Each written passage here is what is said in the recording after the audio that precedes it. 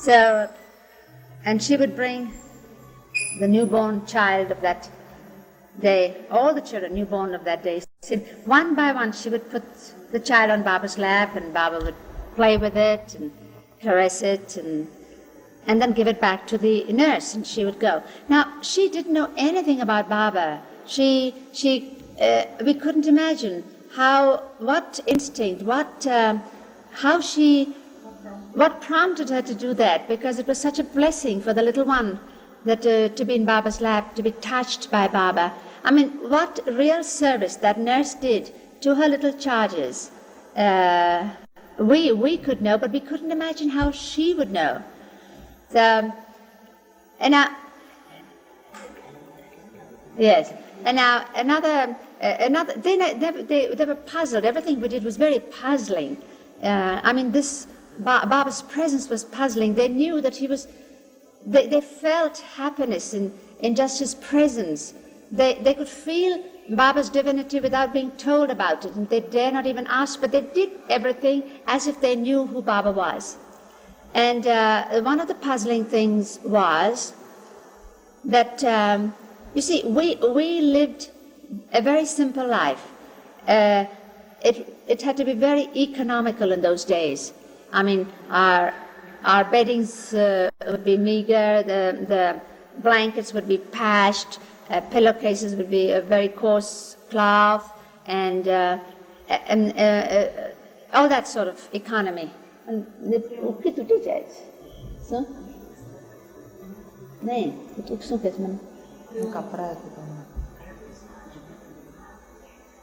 So, here we were, and Baba had Chanji as the one going in between the doctors and himself to tell them that they should not stint. They should get any medicine that was needed, any expensive doctor's fees or expenses, medical expenses were not to be spared in the least. And that because there were no antibiotics in those days, and it was very dangerous. But in fact, some of the nurses put a little Bible under my pillow because they thought, oh, Mani is going to die, and that to say.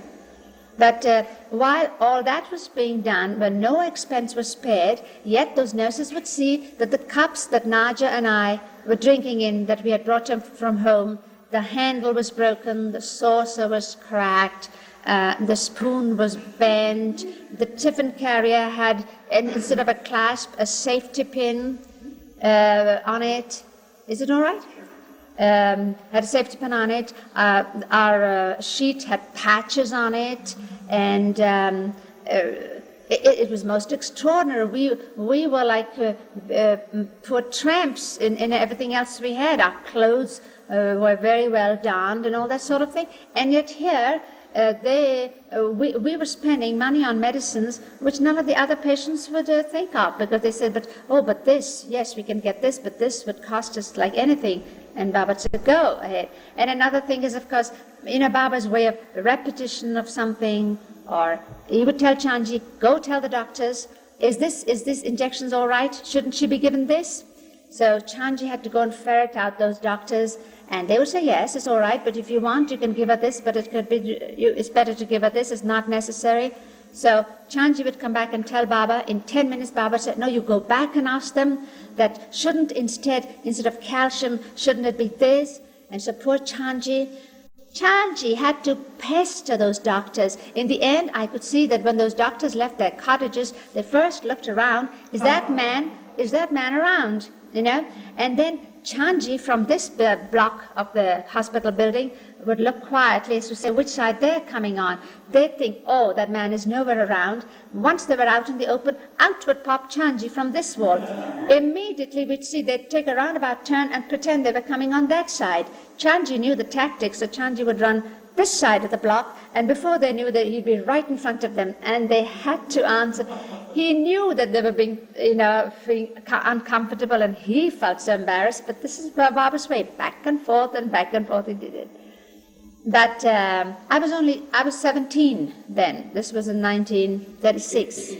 And of course, Naja was with me, but the Mehera, Khorshid, Kaku, Masi, Valu, and the other women who were at home, they were doing a lot of things behind the scenes.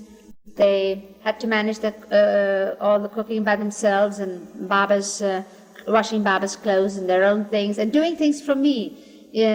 My clothes would be sent there to be washed, ironed, and all that sort of thing.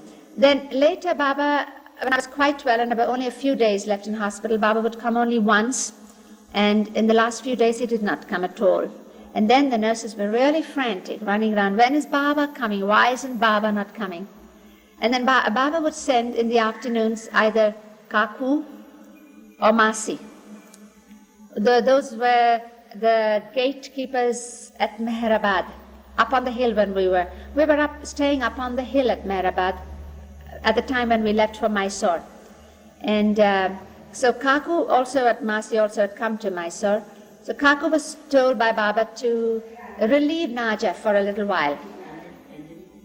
She was Vishnu Master's mother of Vishnu Master. And she was quite oldish, an elderly person.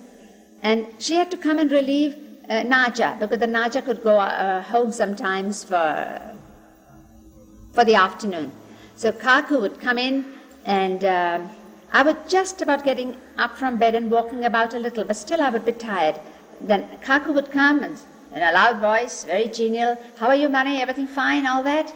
And then she must have been so tired doing the housework at home, so she'd come and sit on my bed, and then before I knew, she was flat on my bed and snoring, and here was I on the chair wondering when she would get up, because I was so tired sitting on the chair.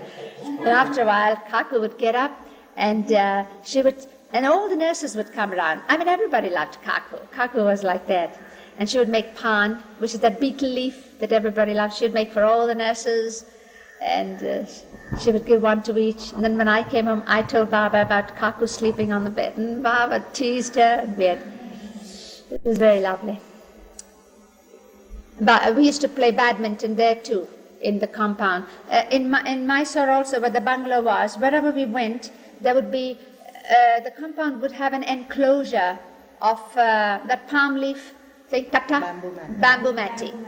So that was covered, but it was a big grounds left space inside the courtyard, which was enclosed by the matting. There was enough ground there, and Baba loved sport and exercise, so he used to play badminton with us, just like he used to do up on the hill at Meherabad.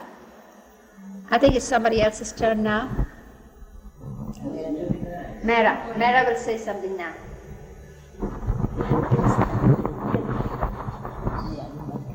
I'm going to get this.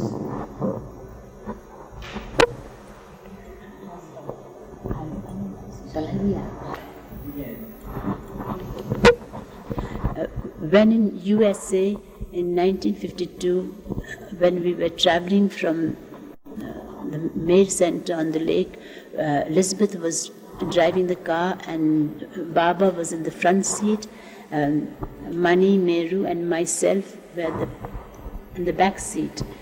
And after traveling for some days, we were going to California, and Baba one day told Elizabeth to drive fast. So she drove the car fast. Then Baba said, still fast, faster, Baba said, more fast. And so Elizabeth drove the car faster, and Baba would still say, still faster, like this. So Elizabeth, she was touching 90, and it was rather dangerous like that, but yet Baba would tell her, and so she did. Now it happened that when this accident happened, the one experience I'm going to tell you is about myself, is when this accident happened, it was Baba's grace that I did not know how this happened. Because when it actually happened, I see that a car has bumped into a car, and I had a jerk. So having a jerk, I hit my head. This is what is actually a vision I see. At the time of the accident, or soon after, that I don't know. But it must be at the time of the accident, because I did not know how the accident happened.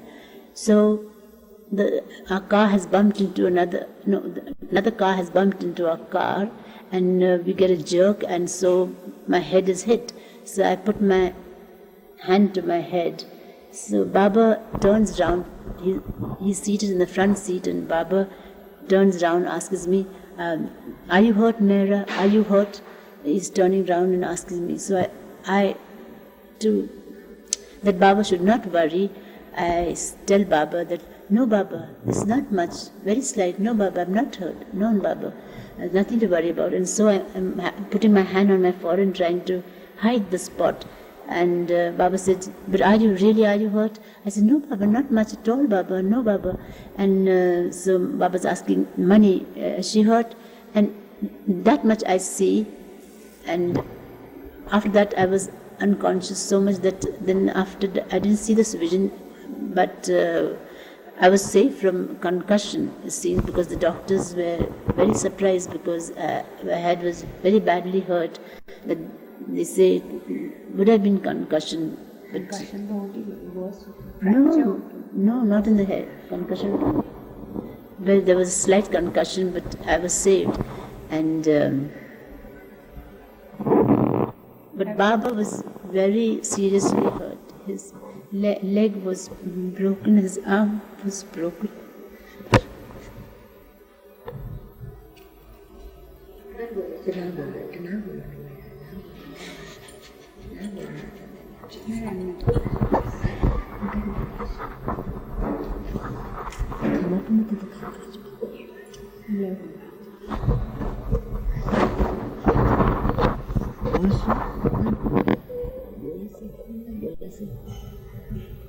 But Baba said it was a miracle that you The Baba was thrown out of the car and he was very seriously hurt. Not a groan, not a moan. Baba was so helpless he couldn't break his silence by even groaning. So he silently suffered. And that is because his love for us, for all humanity. He suffered silently, and when Baba was taken to the hospital, even the doctors were surprised and wanted to know who Baba was, because they couldn't believe with so many. I mean, his leg was completely. He was having so much suffering. The bone was broken. It was not a slight fracture. It was completely broken leg at the shin bone. And his hand was fractured. His nose was also very badly hurt. It was broken. And Baba was lying in blood.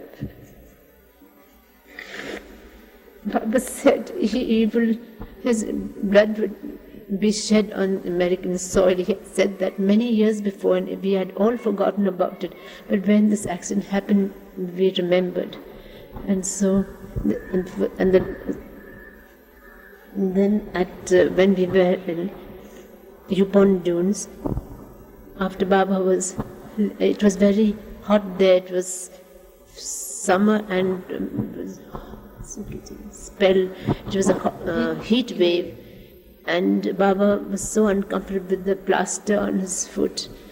They all tried to help Baba, but it was very uncomfortable for him. He would feel itch under the plaster, and of course he couldn't talk, and now he couldn't walk also, and he was looking so helpless. And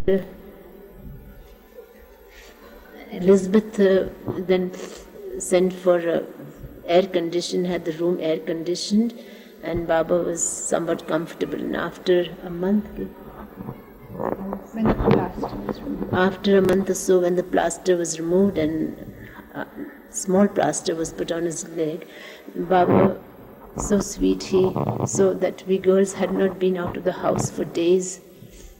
For days we had not been outside any outing or anything. So Baba asked Elizabeth and others if there was any sightseeing, any performance in the town that they should take us girls out. And then Baba being all knowing, he knew there was some kind of performance taking place in the town. So he asked Elizabeth, and they found out, yes, there was a horse show. So Baba looked so happy. He said, yes, Mehera likes horses, so we must go to this horse show. And so Baba accompanied us to the horse show. And Baba was taking interest in all the horses. And when I turned around to look at Baba, I would say, no, look at that horse. Isn't that a beauty? Isn't that a nice horse? Don't you like this? And Baba would take interest in what we took interest. And so 2-3 times we went to this horse show with Baba. It was the first horse show. It was the first show of its kind in Myrtle Beach. So Elizabeth was very thrilled that it should be like that, because Baba, knowing Mehera loved horses and would love this horse show, it happened then. And do you know, it was the first and the last. Next year, Elizabeth told us later that there were no horse shows next year. So it was just as I said, just for Mehera. That's loving and compassion. It shows how loving and is concern for everyone. Baba's love and concern for all, and shows Baba's love. It is for every lover who love him. That shows his love for everyone, all his lovers most especially. Jai Baba.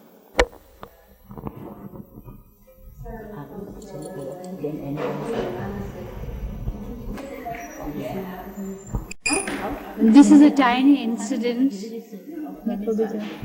Just a minute.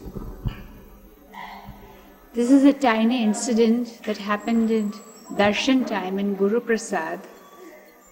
There was Baba had given darshan in the morning, and in the afternoon a train from Andhra was coming, and there'd be a large group coming there. And Baba was waiting, as he always did, looking at the time. Will they be coming now? When is the train supposed to come? And when will they be coming? So immediately they came. The first thing Baba asked them is, have you eaten? Asked the group head. And he said, no, Baba. And well, why didn't you eat it? And they said, but Baba, it's darshan time, and how can we delay it? We'll eat later on. And Baba said, no, you should have eaten and come, because now all your mind will be in your stomach instead of on me. And very reverently they bowed and took it as an order. And the same thing happened the next year when Baba was giving darshan, and he was waiting for the train for the same group coming from Andhra, and this time it was delayed more than usual. And Baba said, will they be in time? Is the train being delayed? And there'd be phones sent to the station. And the train had arrived, and they came about half an hour later. And Baba said, how is that you've taken so much time in coming? You should have been here earlier. And he said, oh Baba, we were having our lunch. And Baba sort of looked at them and looked around and said, here you come for my darshan, and you go thinking of your stomachs. Well, he bowed down, yes, Baba, but you see, last time you told us to eat first and then come. And Baba, pretending all ignorance, sort of thought back to the time, and then he nodded and says, all right, you did right. And there was another time when another person was taking Baba's darshan. He had come with flowers. He was someone whom, one of the closer Baba lovers. When we were in Nasik in 1934, and Baba, after his second visit from USA, Baba gave me orders to be extra strict. That is, I was not to even hear the sound from the road, even men talking and singing and all that. And all the time I had to sort of think about Baba and think of Baba and the work we were doing, occupied inside. Even our thoughts were not to stray like that. I think that's how Baba wanted, and anyway we tried to be like that. So money was given, Instructed. I can't get the words, English words. Instructed. Baba gave orders to Mani. Mani was instructed. Mani and Khorshid, small Khorshid, both were to be with me, and it's very Mani patanda saate revan kyun ke nahi samajh kyun. And so Baba told Mani and Khorshid they must be with me and see that I keep the orders.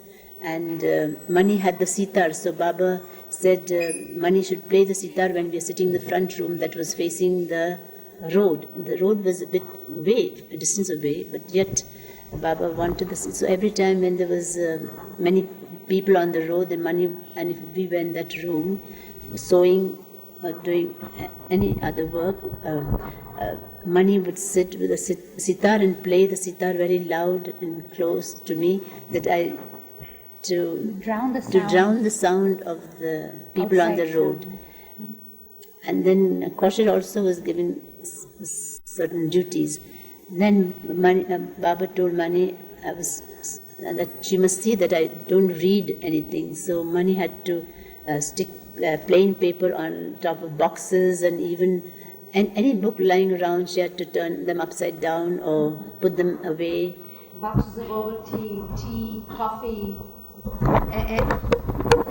I mean, not any household goods like tea label. She should not read the word T-E-A-T, so that had to be covered up with the paper, and sugar, and newspapers, of course, had not to be around anywhere, and everything had to be stuck over with white paper so she wouldn't read. No, you, huh? No, MeherBabaLibrary.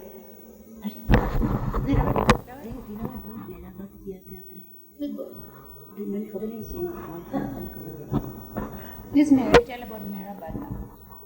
Then when we were going to Meherabad, Baba wanted me to wear goggles, dark glasses, and we were to sit in the bus. We were in the bus, and so I was sitting in such a way that I didn't look out to the window. And Baba had his own reasons for all this. Maybe he was testing. At that time, we did not know he was testing. Only that it was Baba's wish, and we were obeying whatever Baba said. And when we reached Meherabad, it was Upper Meherabad. For the first time, we stayed on top of the Upper Meherabad, that's the hill.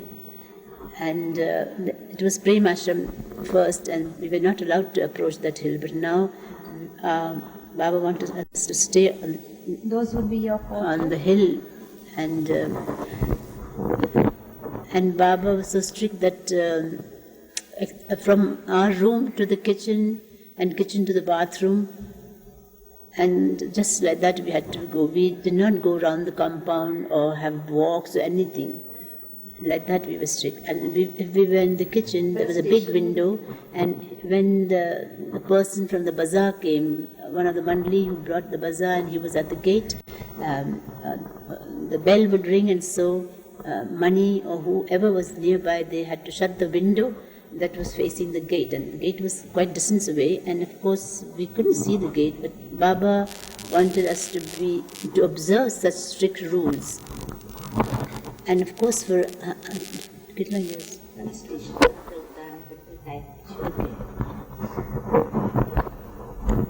Talking about how Mehera had to be very, very strict with men, where men were concerned.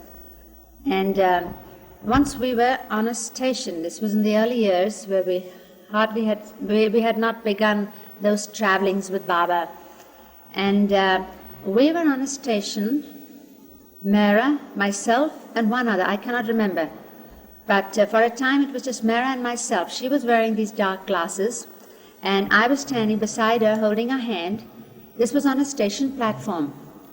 And then another train came in front, just opposite where we were standing, and a first-class compartment was just, when the train stopped, this first-class compartment was right opposite us.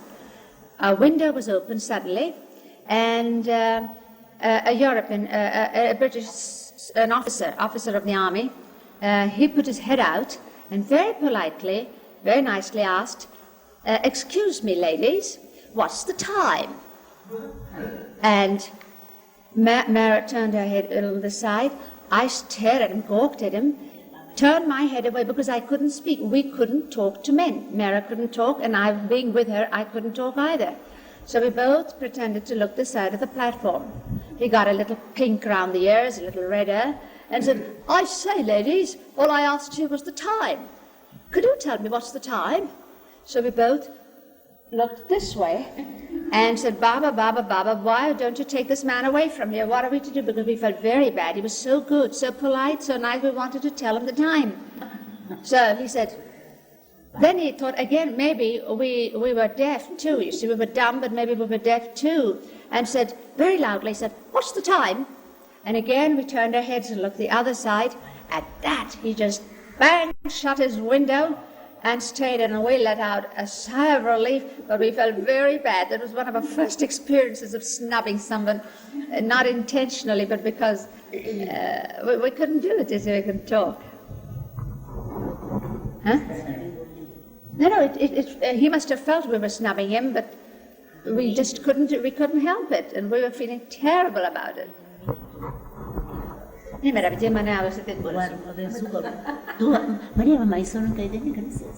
Mysore? Now this happened when we were going to Mysore, and that's where my story comes in.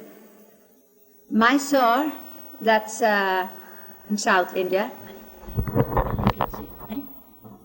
This is down. You should put it up. This is the...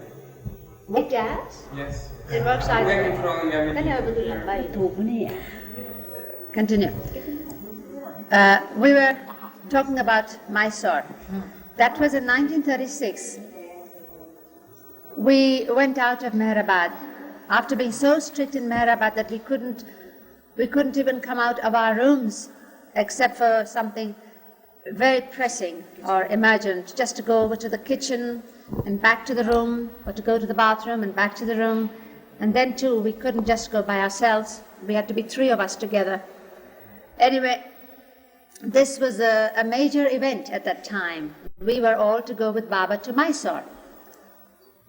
And when we got to Mysore, it was a very nice, spacious bungalow where Baba put us up at. I mean, the travel and all is a story in itself. I'll just tell you of when we got there. And there again we were secluded, and the men were in another bungalow. We were here, and Baba would be at both places as usual. And then after a few days there, Baba decided that I should go to the hospital every day and have ultraviolet rays, light, you see. In those days, one didn't say why, or one didn't even think what the reason might be, but it was very surprising. But this is what Baba wanted, and well, then I had to go to the hospital every day. The arrangements had to be made so that I could go every day, each morning, and there I would be there for this light, which was only about 10 minutes. But I was there longer than 10 minutes, and as usual, I'd made many friends right there with the nurses and the doctors and the peons and the gardener and the cook, and everybody got very friendly, so that they all saw my face and they got used to me, as it were. And it was a mission hospital where only women, the staff was only women. Doctors were women, nurses, of course, were all women. The ward boys were women, the cook was a woman, the compounder was a woman. The only male staff in that hospital was a very old doddering gardener. Otherwise, everybody was women. And there were these 2 women doctors. One was English and one was American, who were working there, were very devoted to the poor people and did wonderful work. We loved them very much. Anyway, I would come and go, and it got around so that they could all say, they were calling me by my first name. No, State Hospital. Calling me by the first name, And then we didn't ask Baba the reason, and we never even thought about it, but it was not very long before I knew the reason why I was kept sent to that hospital for a visit each day without any obvious reason or cause for my going. Oh yes, then not only that, but Nahi. And I got so friendly with the doctors, and Baba would ask me when I'd get home, did you talk to the doctors? And what are their names? And who did you talk to? And who was, who you've gotten friendly with? And all these details Baba would ask, and I'd tell him about the doctors. And one day Baba said, ask them, each of them separately. There were two real doctors and one assistant, as to what kind of a present they would like. So next time when you go there, you will take this present. And Baba had to go for mosque work somewhere. But I was to tell them that I had to be away for a while so that I wouldn't be visiting the hospital. Naturally, when Baba was not there, I was being with them and not coming to the hospital, but that I would like to bring a present for them. Oh, no, it wasn't necessary. They were very pleased, and then I insisted, and then one of them said gloves, one of them said something else, and third thing. So I went and told Baba. So when Baba went for the mosque work, Baba brought these three things with him and gave them to me and said, now again start your light treatment, and when you go there, give it to each of them from you, which I did. And it was all very nice, social, pleasant, friendly. And then suddenly, one night, out of a blue sky, I had something happen to my ear. It burst, as it were, and it was terrible. I needed an absolutely immediate operation. And it was Sunday. You see, I had to have a mastoid operation, which I did then. But something inside just burst. My whole sheet was, hold it nearer, I was stained with blood, and the pain in the morning, Baba had me sent immediately to the hospital. Now, it was Sunday, but as soon as I got there, I was barely conscious, but when I got there, I heard somebody come here and say, oh, it's money. So they went round, money's come, oh, room for money, rush here, rush there. Then I realized, because otherwise I would be just a complete stranger in a hospital during an emergency. So everybody rushed round, and the doctors were called, and they quickly fixed up a room for me. But they needed a specialist to come and do the operation. The specialist was an Englishman, a personal doctor to the Maharaja of Mysore. And he couldn't be got that day, and Baba had Chanji, Paramrose Dada Chanji, whom Baba called Chanji, rush here and there and call up doctors. His name is Dr. Robinson. And at last he was located, and he came, and the operation was done, and I went through all that. And as they were taking me into the operating room, the nurses said, don't be frightened, don't worry. And I really wasn't in the least. I mean, the last message was from Baba, be happy, keep brave. Now, my story really doesn't, this is all just preliminary, is that? My story really begins in the hospital. I had a private room, and Naja, she's not here today, Naja was looking after me. So she had her place also in this private ward where there was a bed and I was there. Yes, Naja was looking after me, you see. And this was after the operation. The first 15 days were very critical. After that, it was all right. And Baba used to come to visit me every day, twice a day, in the morning and in the afternoons. And he whenever his car would come, and the Naja would say, Baba's come, and Baba. Now, the first few days, I was too bad even to realize anything. But after the first few days, I'd see that Baba was sitting by my bed on a chair, and then Baba would ask for an apple or some fruit, and he would peel the apple himself, and he would make bits of it and put one by one in my mouth, and I would eat it, and then Baba would see that what the diet was and how much I was eating. And one day Baba even brought one of the Mandali to make me laugh, and that was Chanji again, and he was told to tell me a joke. And I thought it was so funny. I had such a pain here, but I was laughing. And Baba said, "Isn't it good? Wasn't it funny?" And I said, "Yes." And he said, "Was the joke good?" I said, "The joke I didn't understand, Baba, because I couldn't hear what he said." But then Baba said, "Why are you laughing?" I said, "Because the way he said it is so funny." So Baba himself laughed, and he made the others laugh. Now, then what happened was, we began to realize that we, of course, had not to tell anybody who Baba was. He was just my brother. But we were told not to tell anybody that the one who visited me in my room twice a day was Meher Baba, or anything about him, except that he was a family member. He was an elder brother. So, and yet we realized that the moment when Baba's car came, the nurses were suddenly very interested in coming into my room. They would come in, go out, come from this door, go that side, and nurses who didn't have anything to do,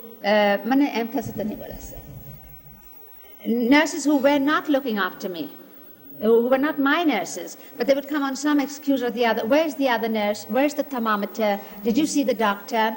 And as they would go by, they would be looking at Baba. And then later, but Baba didn't talk, of course. So one of them was bold enough one day to tell Naja, "But why doesn't Baba," they knew his name is Baba because we kept saying Baba, "why doesn't Baba speak? Why doesn't he talk?" And Naja said, "Oh, he's shy. He's very shy."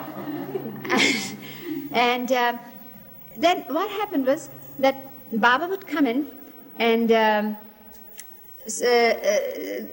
later on when I was much better, Baba didn't come twice. He would come once. But the nurses didn't know that. And just when it was time when Baba should have come in the morning, there again, those nurses would come in, go out for some pretext, some excuse, and then they couldn't stand it. The next day they said, "But isn't Baba coming anymore?"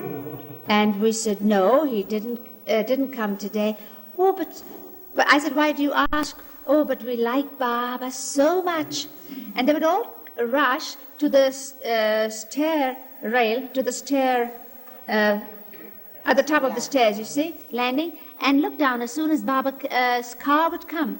And then as Baba stepped out, they would still be looking, but when he was climbing the steps, they would all disperse, as if to appear very casual.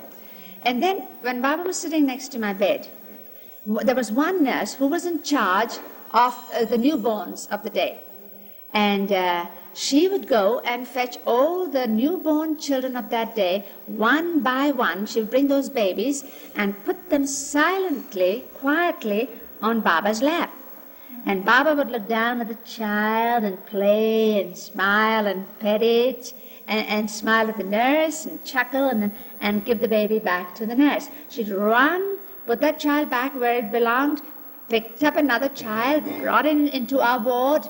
Another person had come for Baba's darshan in Guru Prasad. The hall was very crowded, and each one in turn would have the darshan, take darshan of Baba's feet. If they had garlands, they'd offer Baba the garland.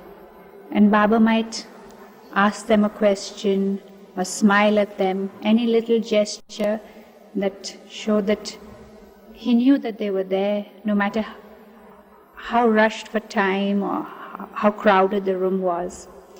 But at that exact time when he was garlanding Baba and waiting to receive that gesture, Baba was busy talking to some other lover nearby, and Iriwn was interpreting the gestures. He stood a second longer, and then he went away saddened that Baba hadn't paid attention to him. In fact, he felt that it was as if Baba didn't even know that he was there. But the exact moment when he was stepping over the Guru Prasad threshold, he was in the doorway, Baba clapped and said, "Send for that person who's in the doorway. Call for him." And immediately it was called out for that person to come, and Baba smiled at him and embraced him and asked after him.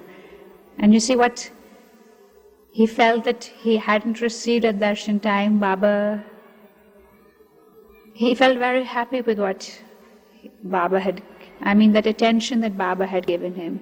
It goes to show that each and every one who used to come for Baba's darshan, no matter how crowded the room, how crowded the program, Baba is always aware of each one of their love.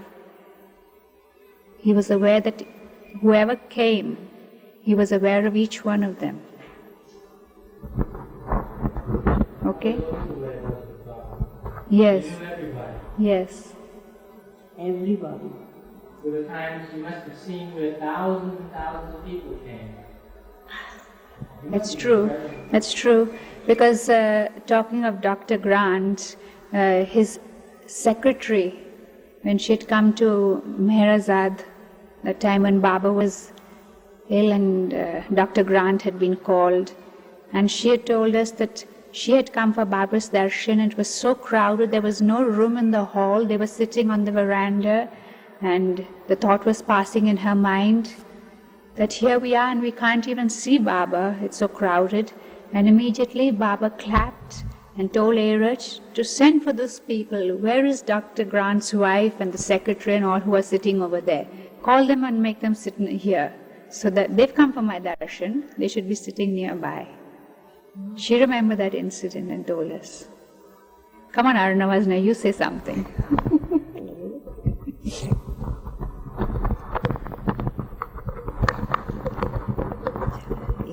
Under pavan pusi parachute में कहानी થઈ જાય. Yes, sir. You see, it goes. Huh? Achha. Okay. You tell about question. Yes. I remember one incident when I was in school. Baba came to Bombay. That means I was a teenager. And at that time, Baba used to come to our house and he was in a mood. So he told Chanji that, come on, let's go to a picture, to a movie. So somehow the nearest movie house was there, and the picture was Marie Antoinette, the last queen of France. And it was a very, very tragic picture. Usually Baba never liked tragic pictures, but I don't know, somehow he wanted to see that picture. At the last moment, he told my sister and me to accompany him. So we went to that movie. In the movie house, there were boxes at the back, and there were sofas like this, and on the sofa, 3 people could sit on them. So Baba was sitting in the middle, I was exactly on his left, as I'm sitting here, and my sister was sitting on the right. Now that picture, that movie, Marie Antoinette, was so tragic, that at the height of the tragedy, at the height of the pathos, I started crying. I was crying and crying. And then suddenly I heard Baba laughing. You see, he used to laugh with his closed mouth, but we could hear his voice. So he was laughing, and then he tickled me. So I was very ticklish. So I said, then I turned around and saw Baba, and Baba said, why are you crying? It's just a movie. Nothing is happening. There are actors and actresses, they are just acting, and she's not dying. Why are you crying? And then that tragic moment turned into a comedy. And I never forget the incident, because now when I recall that incident, I know that everything is like a movie. Everything passes like a movie. And just as Baba enjoyed, just as Baba felt at that time that everything is a zero and everything is a passing show. So at that time, he just gave an idea even to us, that why are you crying? This is just a movie. I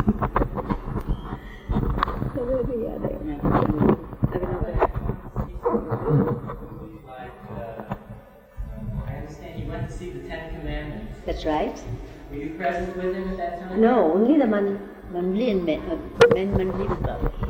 No, men Mandali went with Baba, and we women went separately. Also with Baba? No. We've been to many movies with Baba. We've been to many movies with Baba. In the Sarosh talkies here, sometimes we'd have to get up at 4 o'clock in the morning, and Baba would take us to the movies early in the morning, and there'd be 2 and 3 shows. We were absolutely fagged out.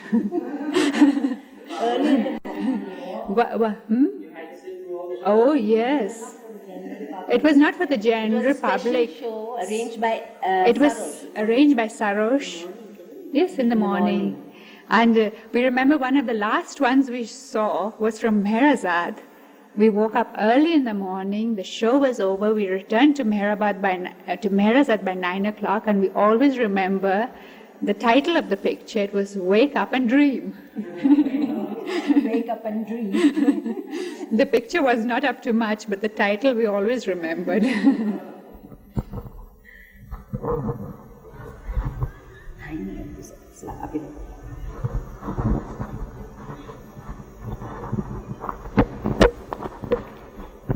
In Guru Prasad in 1963, in summer when we were there, Baba gave darshan to the Pune and Bombay lovers. At that time, darshan time, Baba would be seated in his Chesterfield chair and on a raised dais that everybody could see him. And he was garlanded, he looked very beautiful and radiant. And when the singing of Qawwali is to be sung before him, Baba would look very happy and enjoy every bit of it, because Baba understood every word that was in high Urdu as well as Persian lines in it, because songs are very beautiful when expressed in Urdu, and when it's at its highest, way of expression is some lines are sung in Persian because it's even better in Persian. So Baba used to enjoy those songs very much.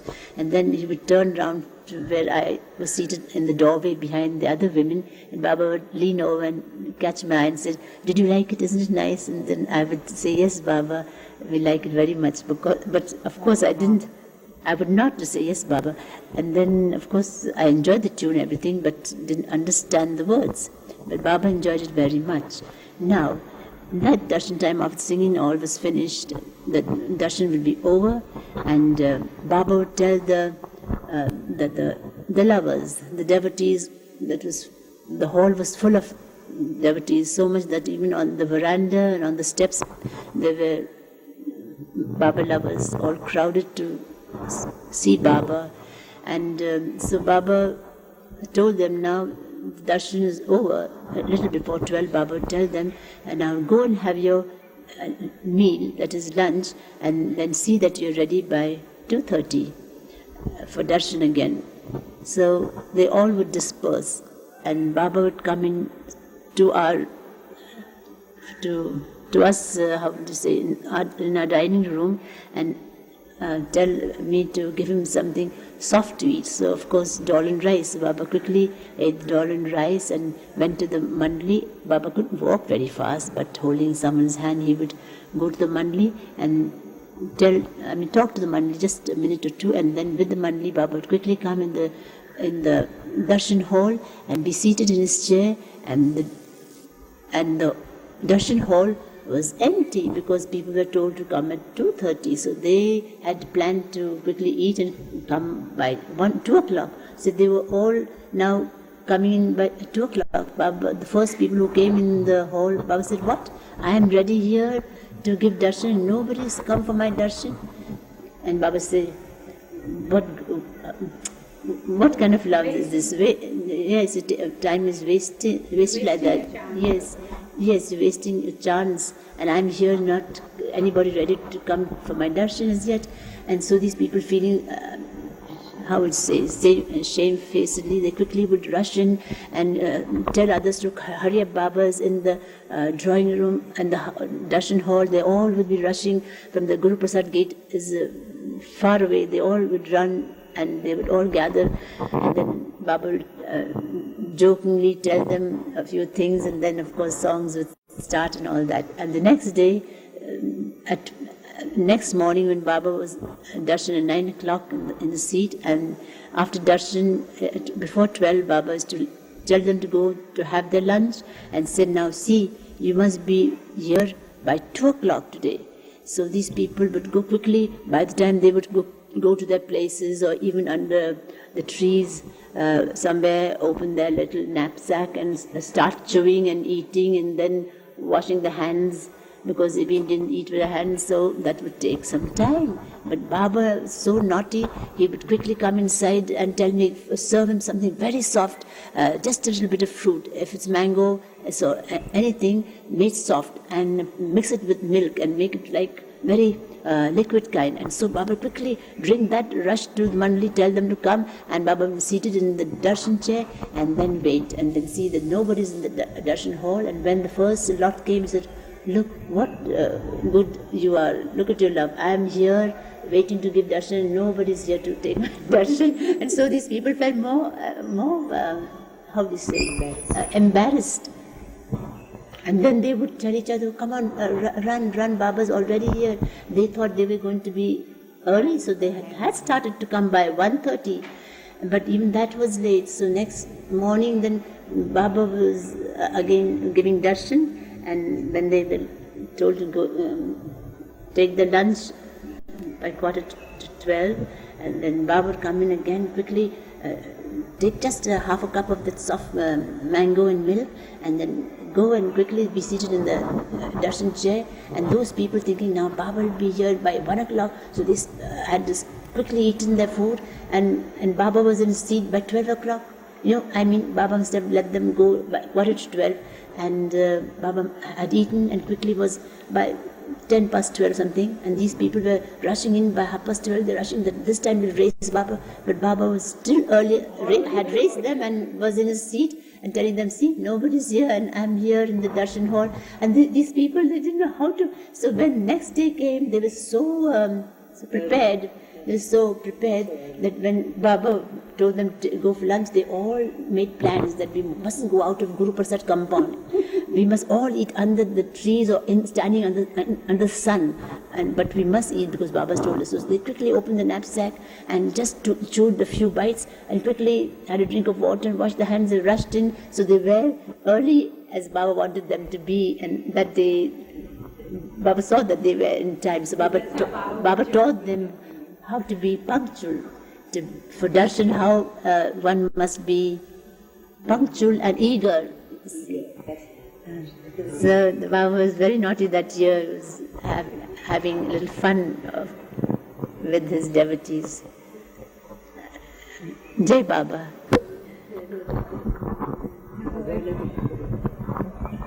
This reminds me, as Mehera is saying, about the darshan program, how compassionate Baba was. After a full day's darshan program, when Baba would embrace thousands, and he'd be all drenched in perspiration and very tired at the end of the day. And Baba would come in, and Mehera would remove the drenched sadra from his body, wipe his perspiration, and put on another sadra, and Baba would be just sitting on the chair and relaxing. And a message from the Mandali side would come that Baba, somebody has come for your darshan, and Baba was very tired and was just relaxing. The message would come that somebody had come to take Baba's darshan, and it was impossible to send the person back because he said that his train was very late and he couldn't help it. And the next day, the Mandali would then say that, no, Baba is he's just finished the darshan, why didn't you come on time? And the person would say, but then the train came in late. And then the Mandali would say, then come the next day for the darshan, because Baba was giving the darshan then. But then the person would say, well, he has to go back because he couldn't get leave. And so they had to send in this message. And Baba, in all compassion, although he was so tired and hot, you see, and before before he had a sip of cold water to drink, well, Baba would go out of his room again into the darshan hall and give his darshan to the 2 or 3 people who had come for his darshan. And this has happened on so many times. And we would feel, because actually we who were only attending the darshan, we used to feel so tired. So you can imagine how tired Baba was, because he had to,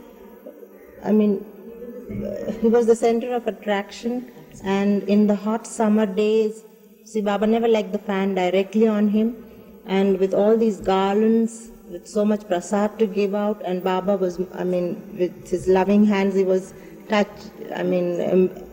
embracing somebody or taking a child on his lap. Baba was so active all the time. Although he was sitting there, he was very active all the time. And actually, after the second accident, Baba's hip joint was all the time painful. And Baba always looked very tired, and naturally was burdened with his universal work. So this is one compassionate side of Baba. And how Baba would come down to our level of human beings. He would become a child with a child. He would become an old man with an old man. What else? A young with young. And with intellectuals, he would become an intellectual, so that, their intellect did not compare with Baba's. They would look fools in front of Baba. And so on.